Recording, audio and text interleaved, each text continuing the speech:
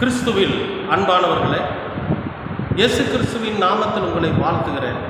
கர்த்தர் உங்களை ஆசீர்வதிப்பார். இன்றைய அனுதின உணவிற்காக கர்த்தர் நமக்கு கொடுக்கிற வார்த்தை பிரசங்கி 8ஆம் அதிகாரம் 13வது வசனம்.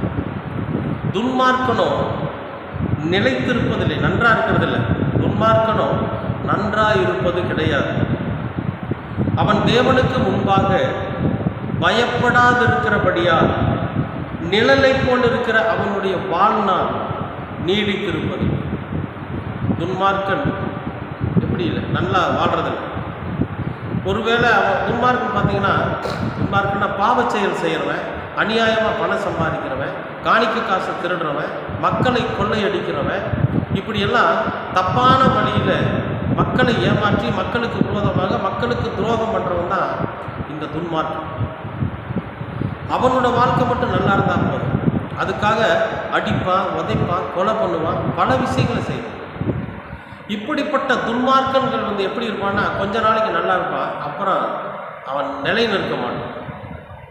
எல்லாரும் சொல்லுவாங்க, இவன் ஊரையே கொள்ளையடித்தான், எல்லாரோட வாயிலும் விழுந்தான், இவன் வீணாக போயிடும் அப்படி சொல்கிறாங்களா இல்லையா? அது மாதிரி அதுதான் உண்மை. துன்மார்க்கன் ரொம்ப நாளைக்கு இருக்க மாட்டான். உற்று நோக்கினால் அவனுடைய ஸ்தானத்தையே காரணம்னு சங்கீதக்காரன் சொல்கிறார். இங்கே பிரசங்கியே அதான் சொல்கிறார். துன்மார்க்கன் அவன் நல்லா இருக்கணும். அவனுக்கு என்ன தெரியல, ஒரு தப்பு பண்ணிட்டான், ஒரு திருடன் தப்பு பண்ணிட்டான்னு வச்சுக்கல, திருடிட்டான்னா நல்ல வாட்டசாட்டமான ஒரு ஆளை பார்த்தா பயந்து ஓடுவான். போலீஸ் சாட்டுறது நம்மளை பிடிக்க வந்துட்டாங்க. அல்லது ஏதாவது ஒரு தப்பு பண்ணிடுறான், ஒரு உபச்சாரம் பண்ணிடுறான், அல்லது ஒரு குடும்பத்துக்கு எடுத்துடுறான், அல்லது மற்றவர்களை ஏமாற்றி பணம் பறிச்சிடுறான்னா கூட்டமாக கொஞ்சம் பேர் வந்தாக்க ஓடிடுவானுங்க. ஐயோ, நம்மளை தான் அடிக்க வர்றாங்க. அவங்க யாரோ இருக்க போயிட்டு இருப்பாங்க, ஆனால் இவனுக்கு பயம். விரண்டவனுக்கு இருண்டதெல்லாம் பேய்கிற மாதிரி இவன் நல்லாவே இருக்க முடியாது. பயத்தோடு தான் வாழ்ந்துட்டு இருப்பான், அச்சத்தோடு தான் வாழ்ந்துட்டு இருப்பான். யார் நம்மளை அடிப்பாங்களோ, யார் நம்மளை கொள்ளுவாங்களோ, யார் நம்மளை பிடிச்சிட்டு போயிடுவாங்களோ, எந்த போலீஸ் நம்மளை பிடிச்சிருமோங்கிற பயத்தில் தான் வாழ்ந்துட்டு இருப்பான். ஏன்னா கடவுள் பயம் அவனுக்குள்ள இல்லை. கடவுள் பயம் இருந்தால் அந்த துன்மார்க்கத்தனத்தை பண்ண மாட்டான். இப்போ இந்த கடவுள் பயம் இல்லாதனால அவனோட வாழ்க்கை நிழலை போல இருக்கும். ஒரு இடத்துல நிழல், மேகம் சூரியன் மறைச்சிட்டு இருக்கிறப்ப நிழல் விழுகும். சூரியன் வந்தவுடனே அந்த நிழல் அப்படியே ஒன்றுமே இல்லாத பார்த்துருக்கீங்களா? சூரியன் வந்துட்டால் நிழல் இருக்காது, வெளிச்சம் வந்துட்டால் நிழல் இருக்காது, எங்கே போகுதுன்னே தெரியாது. நிழல் அழிஞ்சு போயிடும், நிழல் அப்படியே மறைஞ்சிடும்.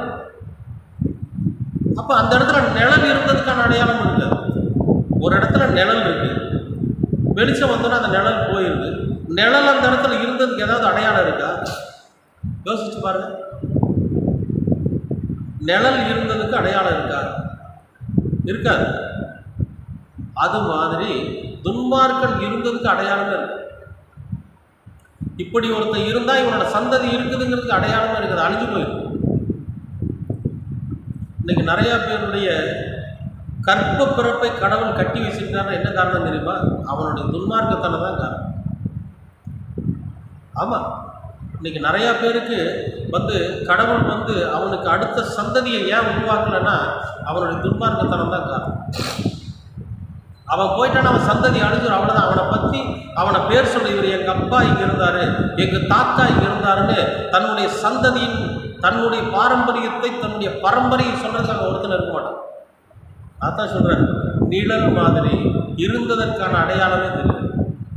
கடவுள் பயம் இல்லை, அவன் காசுக்காக பயப்படுறான், காசை நேசிக்கிறான், பணத்தை நேசிக்கிறான், அவன் ஐஸ்வர்யத்தை நேசிக்கிறான், மக்களிடத்துலேருந்து வருகிற அந்த வருமானத்தை நேசிக்கிறான். அதுக்கான பல வழிகளை அவன் பின்பற்றான். அன்பானவர்களே, நாம் நம்முடைய வாழ்க்கையில் எந்த விதமான துன்மார்க்கமான காரியத்தை செஞ்சிடக்கூடாது. கடவுள் பயம் நம்முடைய இருதயத்துக்குள்ளே இருந்துகிட்டே இருக்கும். ஒரு விஷயத்தை செஞ்சால் கடவுள் கேள்வி கேட்பார், கடவுள் நம்மை அடிப்பார், கடவுள் இதை குறித்ததான விசாரணையை நமக்கு வைப்பாருங்கிற அந்த பயம் நமக்குள்ள இருந்துகிட்டே இருந்துச்சுன்னா நாம் நிழலை போல இல்லை, அந்த இடத்துல வேரூன்றி இருக்கிற மரத்தை போல நாம் ஒரு அடையாளமாக இருக்கோம். நம்முடைய சந்ததிகள் வாழையடி வாழையாக பெருகும். இன்னாருடைய பேரன், இன்னாருடைய மகன், இன்னாருடைய பேத்தின்னு சொல்லி சந்ததிகள் வளரும்படியாக கர்த்தர் செய்வார். நிழல் அழிந்து போவது போல, நிழல் மறைந்து போவது போல நம்முடைய சந்ததி மறைந்து போகாது. நம்முடைய ஆண்டவர் எப்படிப்பட்டவர் பார்த்தீங்கன்னா, எவ்வளவு அறிவுரை சொல்கிறார் பாருங்க. துன்மார்க்கமாய் நடக்கிறவனுடைய சந்ததி நிழலை போல மறைந்துவிடும். கர்த்தருக்கு பயப்படுகிற நம்முடைய சந்ததியோ காலகாலமாக பேசும். நிச்சயமாகவே நாம் கிறிஸ்துவின் சந்ததி, மறந்துடாதீங்க. நம்முடைய வாழ்க்கை கிறிஸ்துவை பின்பற்றுகிற வாழ்க்கை, மறந்துடாதீங்க. துன்மார்க்கமும் பாவமும் அக்கிரமமும் மீறுதல்களும் நம்மை விட்டு விலகிறோம். கிறிஸ்துவுக்குள்ளாக வாழும் சந்ததியில் வளரும். அன்பின் பரலோக பிதாவே, உமக்கு ஸ்தோத்திரம். நாங்கள் துன்மார்க்கமாய் நடந்து எங்களுடைய சந்ததிகளை முதற்கொண்டு நாங்கள் இழந்து போகாதபடிக்கு உண்மையாய் உத்தமமாய் உம்மிடத்தின் வார்த்தைகளை நாங்கள் உள்வாங்கினவர்களாக வாழ கிருபை பாராட்டும். பொல்லாத அசுத்தத்தின் கிரியைகளை விட்டு விலகி, அசுத்தத்திற்கு விலகி, சுத்தமான செயல்களை, சுத்தமான காரியங்களை, சுத்தமான வார்த்தைகளை உள்வாங்கினவர்களாக வாழ நீங்கள் தயவு பாராட்டும். எல்லாவற்றிலும் நீர் எங்களோடு கூட இயேசு கிறிஸ்துவின் வழியாக கேட்கிறோம் நல்ல பிதாவே. ஆமென். ஆமென்.